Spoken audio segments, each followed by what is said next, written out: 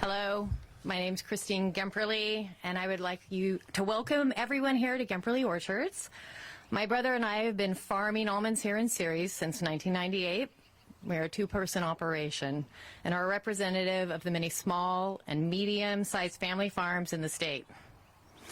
We come from a long line of farmers, but our California history isn't old.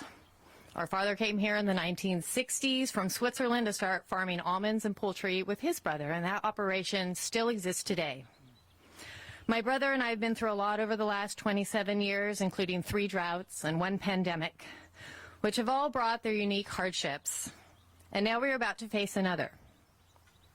As many know, we are lucky enough to live in one of the few places on this planet that have the perfect climate, soils, and water infrastructure to support growing a highly nutritious crop, almonds. Because they can only be grown in a few places, global markets rely on us to provide almonds, and we rely on their consumption. But tariffs have the ability to disrupt those relationships, and that have been built, some over decades. We rely on those same global markets to supply us with materials we need to build farm equipment, irrigation systems, and fertilize fields. Will we be able to access what we need to grow our crops? And if so, will we even be able to afford it? Because seasons determine when crops are planted and harvested, we do not have the luxury to wait years for factories to be built or supply chains to grow. Regardless of all the scientific and engineering advances, farming is still hard work, and the weather makes every year a gamble. The last thing we need is more uncertainty and not knowing whether we can ride this one out. With that, I'd like to thank Governor Newsom for being here today, and I would like to introduce Chris Murphy from Sierra Pacific Warehouse Group. Thank you. Thanks, guys, for being here. Hi, Chris Murphy, Sierra Pacific Warehouse Group. I'm the CEO. We are a family business, Central California, our 3rd generation, with our 4th just recently born. California is a crucial part and the lifeline of our national supply chain. It involves so many suppliers, manufacturers, countries from all around the world and domestically here. Our dynamic food industry gives us a unique role in feeding America. Many of our customers supply across the United States, blending imports along with domestic products to feed the world and the United States, supply chains, retailers. These same local producers export to strategic markets around the world. The supply chain and our customers, they rely on dependable and trustworthy long-term partners. And we need to be a reliable and trustworthy trading partner with the rest of the world. So I think we all work together. The supply chain's interconnected. There's so many moving parts, and it's something that we all should rally around. So thank you, and I'd like to introduce Attorney General Rob Bonta. Thanks, Chris. Thank you. Thank you all for being here and taking the trip. I want to thank Christine and Chris for sharing their stories and speaking up about the impact on their businesses and California businesses generally. Rob Bonta, California Attorney General. And we're here because President Trump's rogue and erratic tariffs are wreaking havoc on our nation's financial systems and causing uniquely immense harm to California's economy, the 5th largest economy in the world and a major driver of our national economy. Together with Governor Newsom, I'm filing our 14th lawsuit against the president in less than 14 weeks. This one challenging the tariffs he unlawfully imposed under the International Emergency Economic Powers Act. We're asking the court to rein in the president, restore to our economy, and uphold the Constitution. The president is yet again acting as if he's above the law. He isn't. He is yet again violating the U.S. Constitution, overriding Congress's authority, and breaching the separation of powers. It's simple. Trump does not have the authority to impose these tariffs. he must be stopped. Before I get into the nitty-gritty, I want to express my great appreciation to Governor Newsom and his team for their leadership on this issue and many issues, and their partnership and collaboration with us on this case. We're proud to work with them, as always. And I want to recognize my team at the Department of Justice, especially the individuals in the government law section who worked tirelessly to make this lawsuit possible. It's an honor to work alongside so many dedicated public servants, both at the DOJ and in the governor's office. The gravity and instability of the situation at hand cannot be overstated. The risk to California, to our businesses, our workers, our families, cannot be overstated. As of April 2nd, Trump has imposed tariffs on every single one of the U.S.'s trade partners, sending shockwaves around the globe. On average, the tariffs are more than 22%, the highest in more than a century. For some trade partners, the tariffs are much steeper. Tariffs on our neighbors, Mexico and Canada, are 25% for more than half of goods. Canada has responded with a 25% retaliatory tariff, including on fresh produce and wine from California. The tariffs on China are now at an astronomical 145%. In response, China has retaliated with a 125% tariff on U.S. goods, including on California nuts and dairy products. Just 2 days after Trump announced his most sweeping tariffs, the U.S. stock market suffered the largest two-day loss in history. One analysis projects that the tariffs will make the U.S. economy, quote, permanently smaller by $100 billion annually, end quote. And another found that Trump's tariffs will cost the average American household $2,100 per year. Nothing resembling Trump's campaign promises to fix the economy and make life more affordable for Californians and for Americans. Given California's enormous economic footprint, the impact of these tariffs on our state, our businesses, our people is especially harmful. California is the nation's largest importer and second largest exporter, the largest when it comes to agricultural exports. In 2022, California's agricultural exports brought in nearly $24 billion. Mexico, Canada, and China happen to be our biggest trade partners. Over 40% of California's imports come from those three countries, and they're our top three export destinations, buying close to $67 billion in California exports, over one-third of all of our exported goods. Trump's tariffs are already hampering the state's ability, as a major purchaser of goods ourselves, to contract for, purchase, and sell goods.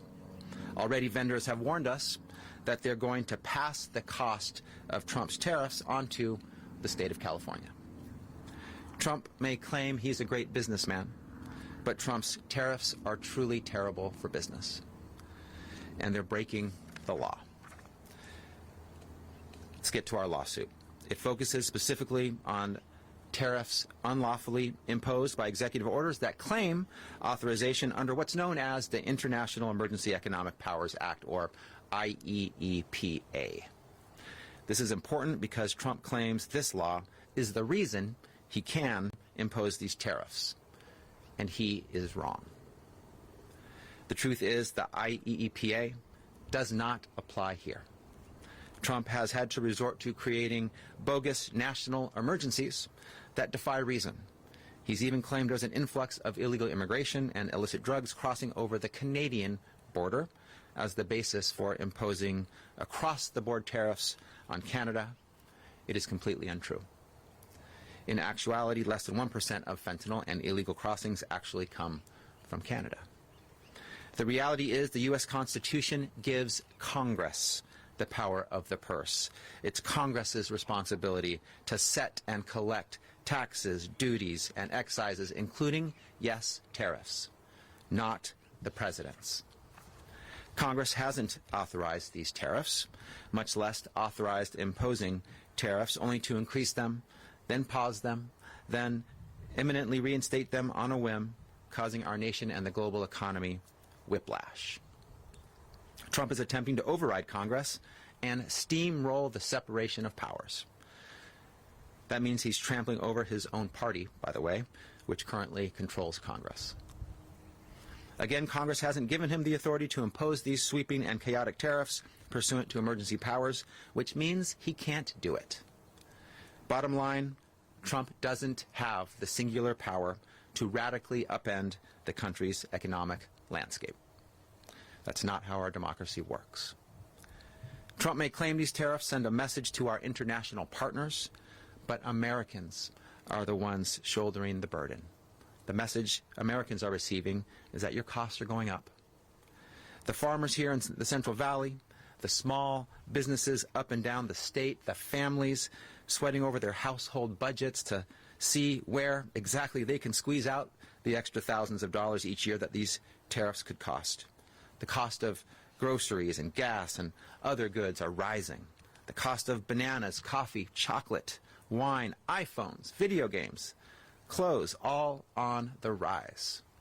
As Republican Senator Ted Cruz said, quote, tariffs are a tax on consumers, end quote.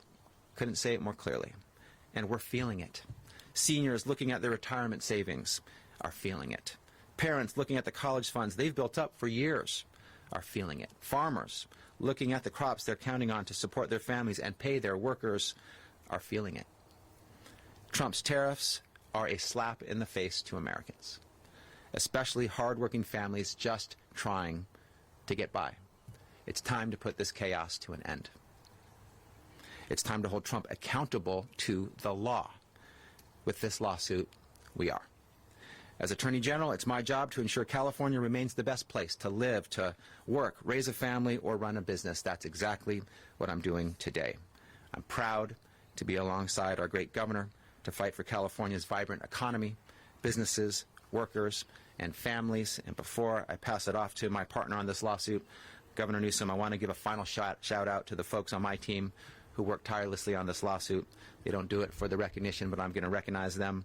Zelda Vassar, Carolyn Downs, Laura Haddad, Shawan Shea, Julie Veroff, Matthew Wise, Thomas Patterson, Christina Bull-Arndt, Ellie Bloom. We have a great team, and I'm proud of them. Incredible public servants, each and every one of them.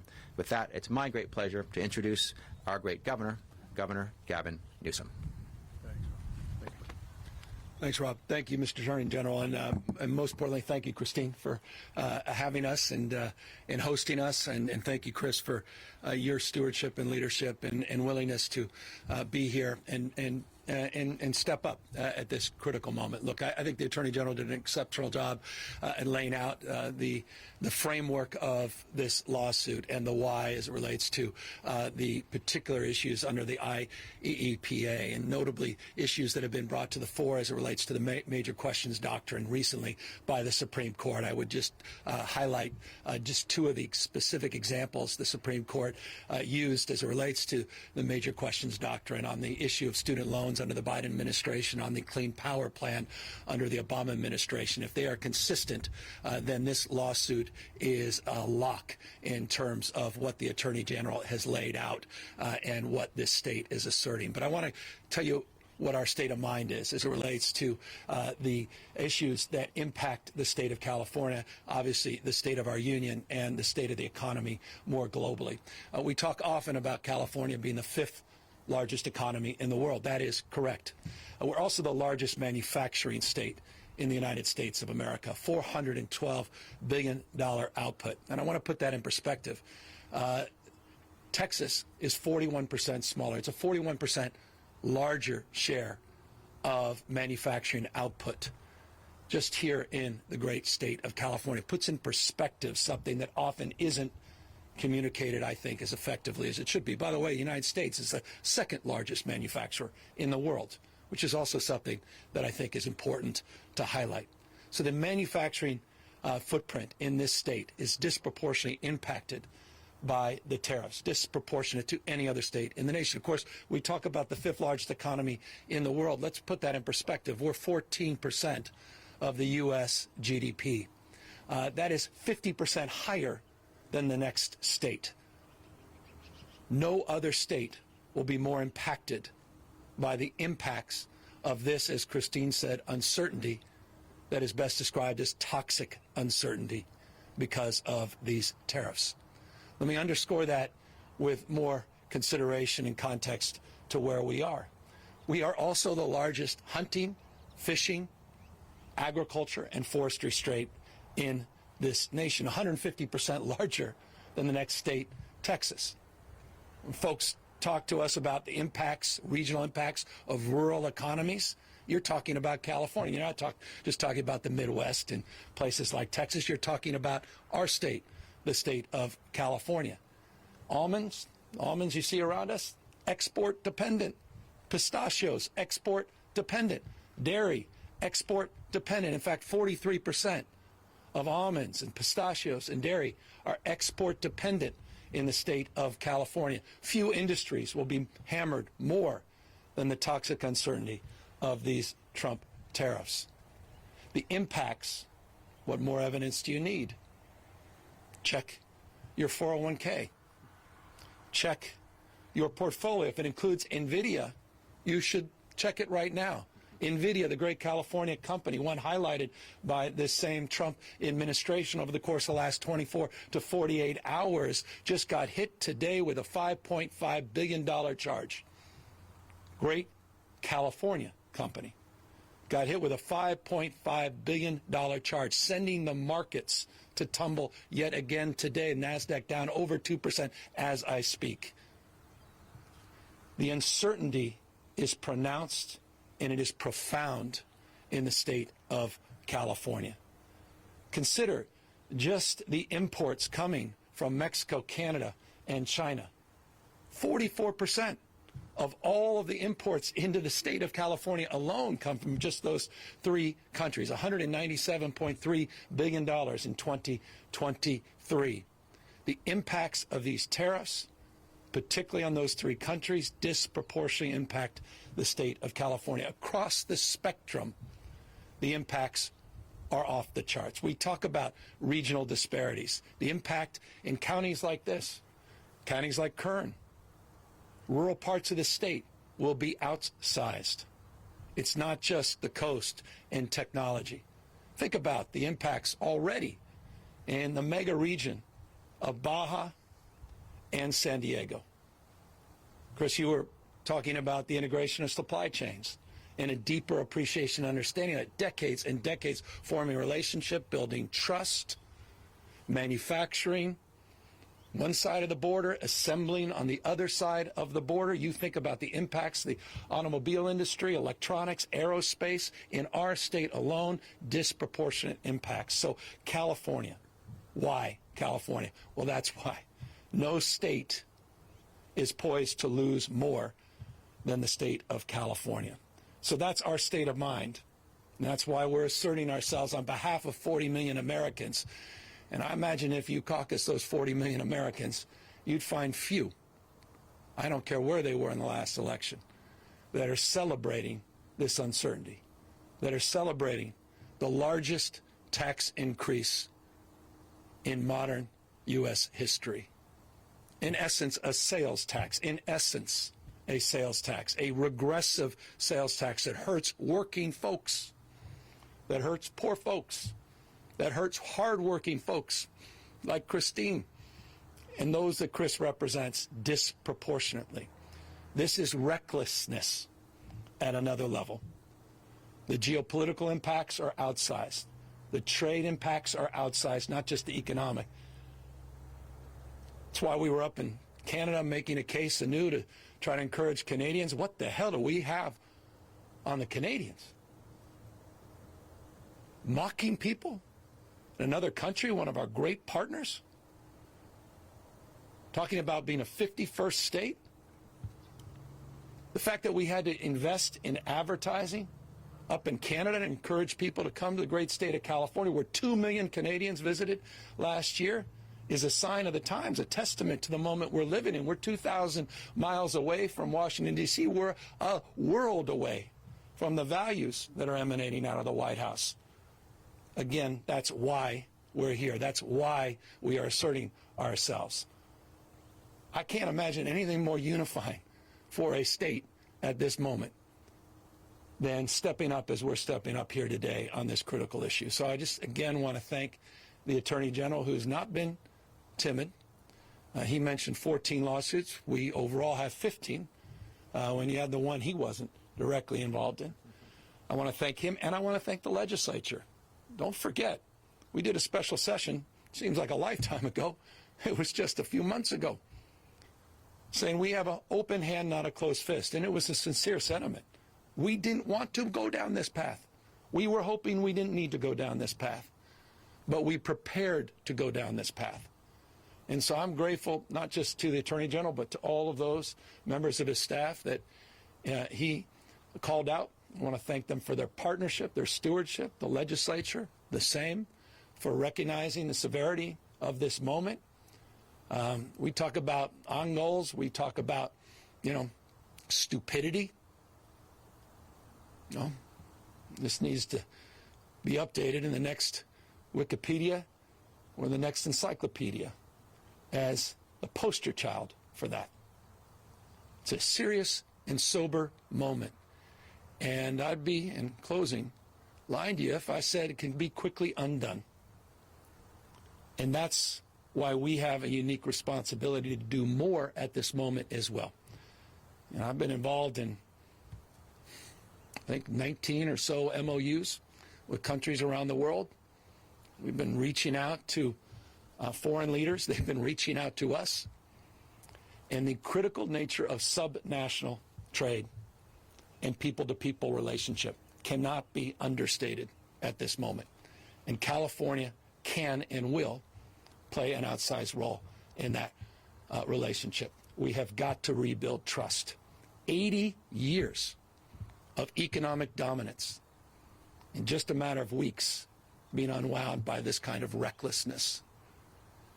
And so we are here very mindful of the anxiety that this has imposed on all of you, and very mindful of our role and responsibility at this moment, not to be bystanders, and try to shape this debate and shape this conversation. And this lawsuit is a meaningful and justifiable effort to do just that, to be accountable at this critical moment in not just California history, but American and world history. With that, we're here to answer any questions. Well, how can you not be? I've got 4 kids. 80% of their toys under their Christmas tree come from China. I've got family members living paycheck to paycheck. Many family members. My mom, who passed away years and years ago, was one of them. I mean, no rationale, no plan, no conscience to what it's doing to real people, no consideration of congressional responsibility. Where the hell is Congress? Where the hell is Speaker Johnson? Do your job. They're sitting there passively as this guy wrecks the economy in the United States of America, which has dominated the global economy. Don't take my word for it. The Wall Street Journal. We are the envy to the world. And overnight, a wrecking ball to America's reputation, our role, and our relationship. And so I'm angry as a parent, as a taxpayer, as someone who has a retirement account that didn't come from wealth, no trust funds in my family, worked hard all my life, a guy who has businesses. I know I have blind trust, and I trust you can appreciate that I won't try to cross the line on that. But as someone who's built a business that also is export dependent, some of them, industries like ag that I'm involved in, I have a unique understanding. It's not an academic understanding of the stress that folks are going through. And so it connects on every level. And so I'm angry about this. Governor, you've been very reticent to embrace, we've talked about Trump proofing. You famously hated that phrase. Well, you used it, I didn't. That's why. Can you talk about, kind of why you're embracing this moment to be more aggressive against big companies? I mean, it's been 2 weeks since the tariffs took effect. Why now? because for the last few weeks we've been absorbing the impacts. We've been looking at the law. We've been coordinating and collaborating with our Attorney General. We've been talking to other states, and we're the first mover. And that's what California does. Every one of the lawsuits that have been mentioned, we have been part of. We're funding. We're working in collaboration and partnership. So why now? Well, that's pretty consistent with past practice. And you may recall we were involved in 122 lawsuits against the Trump administration and Trump 1.0. Had this the 15, it's 137. There's no more, I think, assertive state in our union that's standing up for the state of this union than the state of California. Mr. Governor, I'm wondering if you can talk a little bit more about the response you've gotten from those world leaders that you asked to spare California. Well, we have great relationships, not good relationships, great relationships. You've seen, they've shared, not just me, some of the recent meetings we've had with the ambassador to Germany, ambassador to UK, to the premier just 48 hours ago, the premier of British Columbia. Those are just 3 recent examples. That doesn't even include all the other private conversations I've had that were respecting the privacy. All the outreach, the MOUs that people are looking to see if we can update the relationships they're trying to maintain. And the imperative, they want to know that we're a stable partner. They want to know we're not going to turn their back as this administration's turned their back on our allies. And they want to know that we're going to continue to have their back as it relates to addressing the anxiety and uncertainty, particularly as it relates to their making a case. And I find this interesting. Making a case that we don't even need to make, but they're making, that California is not this administration in terms of policy in context of retaliatory tariffs. Now, I have no authority in terms of international trade. I recognize the limitations. That said, during the governor's office of business, we created an international arm. We've been very proactive, very aggressive. Lieutenant governor has been a leader and point person in that respect. And so we're building on that work, and we're building on those relationships. And we have lined up many, many subsequent meetings. And I think the Visit California announcement we made 48 hours ago is indicative of the kind of proactive work we'll be doing to reach out to our trading partners and make the case that California has their back, and we want them back visiting the state. We want them continuing to trade with the state. We want to continue to maintain our dominance. By the way, I haven't even brought up the port of L.A., the port of Long Beach, and the fact that 40% of the goods movement in this country comes through those 2 ports. I haven't brought up the pizza shops and the coffee shops that are disproportionately dependent on that trade every single day. I mean, this is not even complicated. The impacts of small businesses that cannot pass along these increased costs, that are losing customers. The impacts, and I want to speak for Chris and others, but the impacts already on the lack of investment. Any business person, small or large, uncertainty is the number one enemy. Just give us certainty. The one certainty that is the only certainty we have is uncertainty. That literally on a whim, day to day, hour to hour, phone call from a donor to a phone call from another donor, that there will be a waiver, there will be an exemption. I mean, from free capitalism to crony capitalism, just like that. Corruption?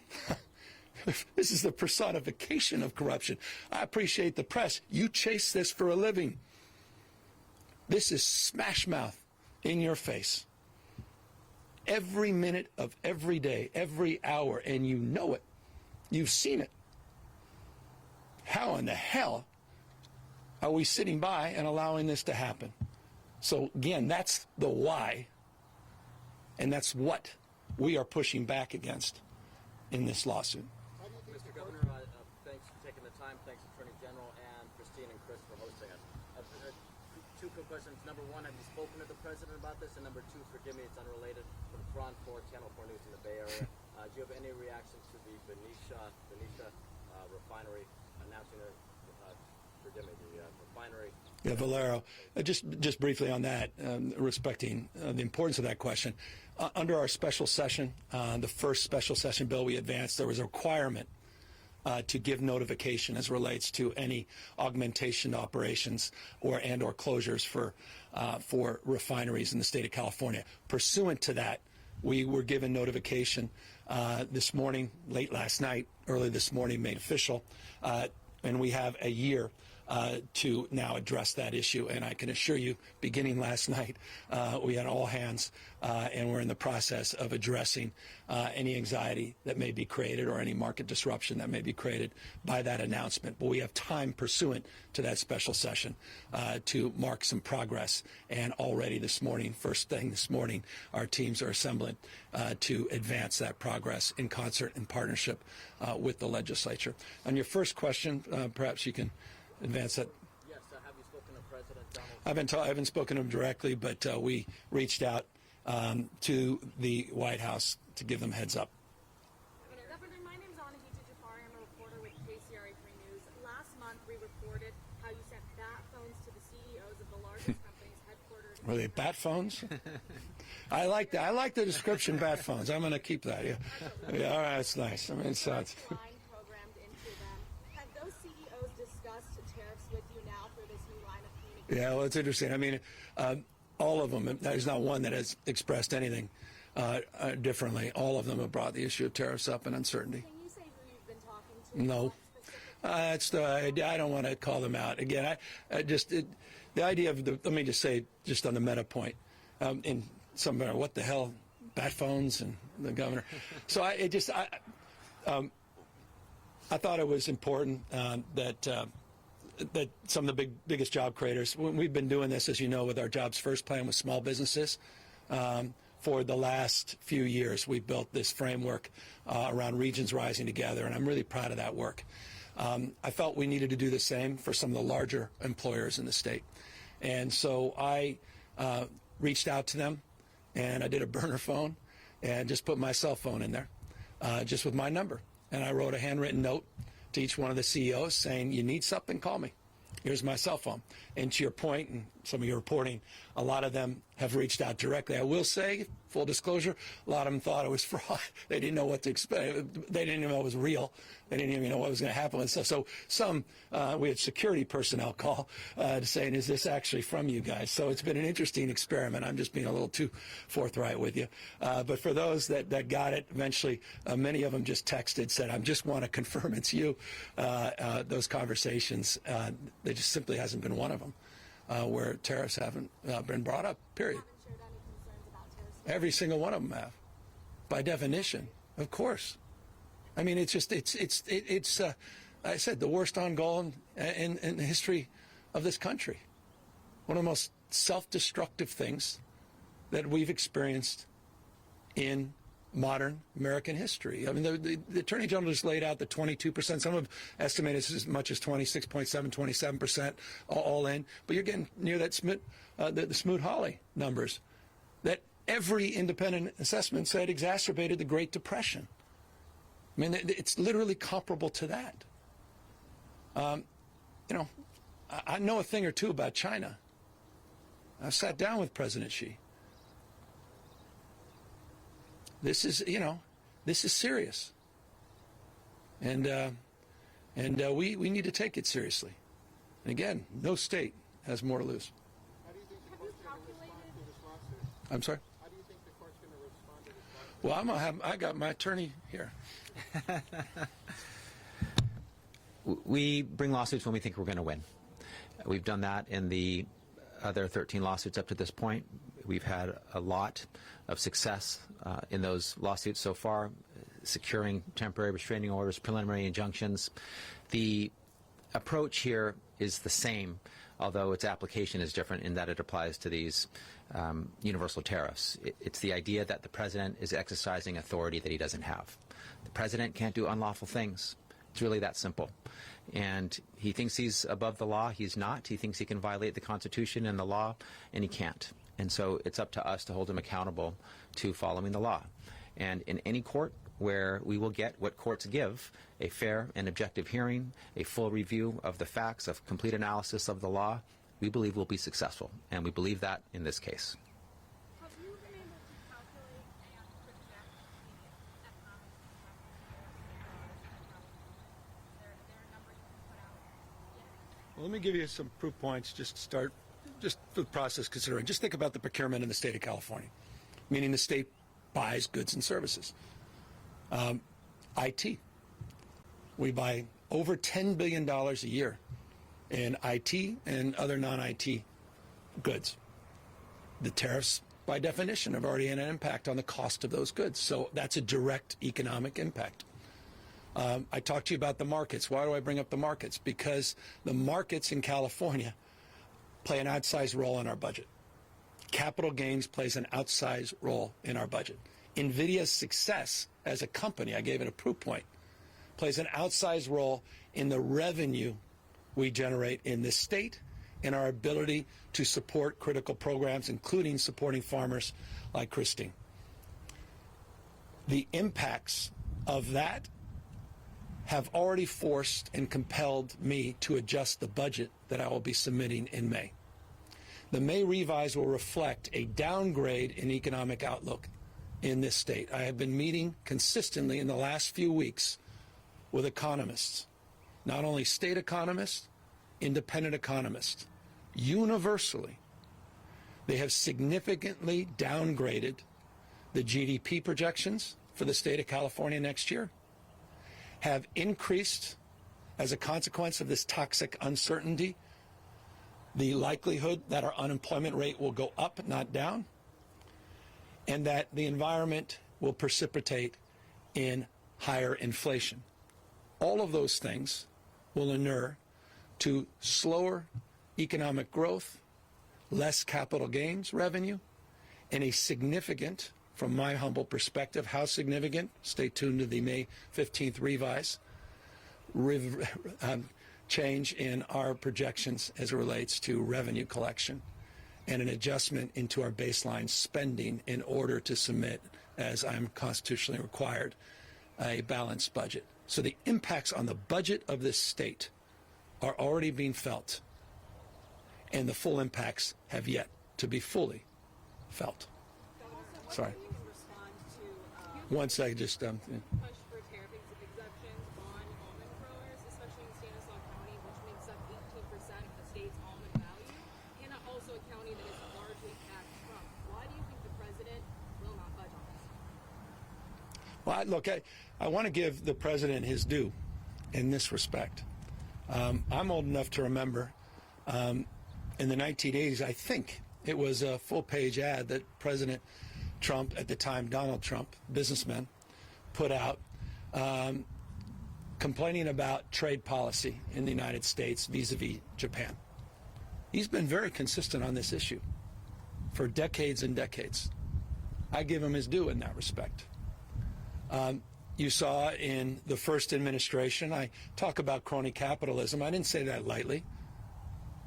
That comes from the basis of an independent analysis of waivers that were provided in the first Trump administration and how they were directly connected to donors to the Republican Party. He's been consistent for years and years. But this rationale across the board, 10% tariffs, the irrational determination of 145% in China, the fact that he negotiated what he said was a great trade deal, the USMCA, and now he's trashing his own deal, shows a level of recklessness that even I did not anticipate. And I imagine many of his supporters may not, to your question. I'm here because I come here often. I'm here because I have a responsibility to support people like Christine and those that Chris represents. I'm here not because folks here, I'm very mindful, voted for me or even Kamala Harris. I'm here because they matter and we care. And I'm here because they're disproportionately going to be hurt by this, by the guy that's betrayed them. Donald Trump is betraying the people of the Central Valley. He is betraying the people that supported him. Donald Trump has turned his back on his supporters. We will not turn our back on those that supported Donald Trump. We will have their back. That's why I'm back in the Central Valley. Some exemptions for big companies, even in California, have been made from these tariffs. What about small businesses that don't have that visibility? That's it. That's by definition crony capitalism. Because your fancy CEO may have gotten a cell phone and you made the call. It's why I predicated what I said as it relates to those cell phones on the work I've done for small business as a foundational point. And that's why we're here with small business. But that's exactly right. What's their representation? And that's where states come in. That's where a state of mind to push back, to be firm, to be resolved, come in. That's where leadership comes in, Speaker Johnson. That's where leadership comes in. Accountability, responsibility, Speaker Johnson, to have the back of small businesses you claim to represent. Where the hell is Congress? The best of the Greek democracy, the Roman Republic, 3 branches of government, independent, co-equal branches of government, popular sovereignty, the rule of law. The rule of law. You saw a federal judge today on contempt charges against the administration, or at least asserting probable cause for contempt charges, criminal charges against the Trump administration on the fundamental rule of law, the principles of our founding fathers, the 250th anniversary of this great republic we're about to celebrate, that has held this place together, that has bound us together. All of that being challenged, a recklessness, a wrecking ball to the principles of our founding fathers. So I'm sorry to, you asked me if I'm angry. I'm resolved. That's all. And I'm proud of this state. And I'm proud to have an attorney general and a legislature that get it. And I'm proud to have this gift of having some agency and having a little authority as governor to push back against this at this moment. Governor, along the lines of the budget, can you talk about, California's a lot of federal funding on the line, wildfire relief, Medi-Cal. Are you concerned about the Trump administration retaliating in these ways? Well, let me remind you guys of this. California last year, as a donor state, provided $83.1 billion. Maybe worth actually writing this down. $83.1 billion. We provided more to the federal government than we received. By the way, Texas received $71.1 billion more than they provided the federal government. So I'll just remind you of that. California, as a donor state, the balance of the books, provided $83.1 billion. Texas took $71.1 billion.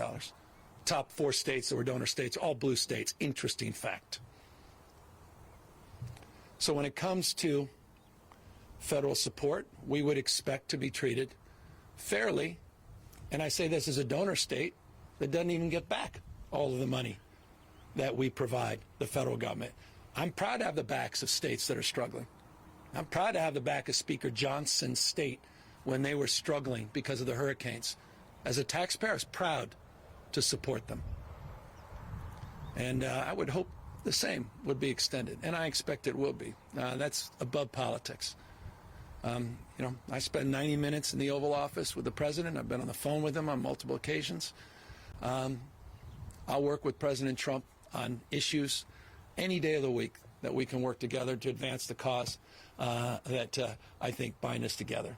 And that's the cause of this state and the fact that we're the 10th pole of the American economy, the cause that I think unites us across this country in relationship to this state. And that's my state of mind, and I'll maintain it. I deeply disagree with him on this. I think the overwhelming majority of Americans agree with our position and disagree with his. And I hope they also would find it in their hearts to support those in need, American citizens that happen to live in the state of California as it relates to the recovery efforts in Los Angeles. And one last point, 75% of the lumber that the United States imports comes from Canada. I'll repeat that, 75% of the lumber that we import comes from Canada. The cost of rebuilding have already been impacted by these tariffs in Southern California. The cost of housing has gone up. The cost of the recovery has gone up. I could cite over and over specific examples. We haven't even fully absorbed, to your earlier question, the magnitude of the economic costs already of the recklessness of these tax increases, these tariffs. One last question on back to Judge Gilbert's findings.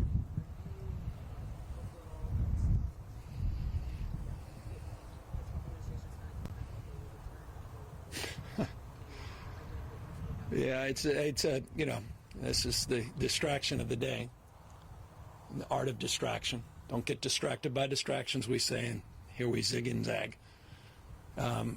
This is the debate they want. This is their 80-20 issue as they've described it. You know, those that believe in the rule of law defending it, but it's a tough case because people are they defending MS-13? Are they defending, you know, someone who's out of sight, out of mind in El Salvador? I mean, we're perfect sheep. So I want to answer your question. I don't know I add much value answering it. I mean, are you kidding me? Come on. I remember I saw some pundit the other day say, I remember that Newsom guy when he did gay marriage in 2004. The hell is he talking about? He's kept marrying people, 4,036 couples from 46 states and 6 countries. What about the rule of law? Well, maybe they forgot. The judges said there was no irreparable harm. And when the judges, the California Supreme Court, said we should stop, we stopped immediately. It wasn't even in question. When a judge adjudicates, it's not in question. How in the hell are we even debating that? It's Orwellian that you're debating that. And it's exactly the debate they want, because they don't want this debate on the tariffs. They don't want to be accountable to the markets today. They don't want to answer for NVIDIA taking a $5.5 billion charge. They don't want to have a real conversation with Christine and what's going on in terms of the export uncertainty here in the Valley. They want to have this conversation. Don't get distracted by distractions. We're all perfect sheep. Thank you guys very much.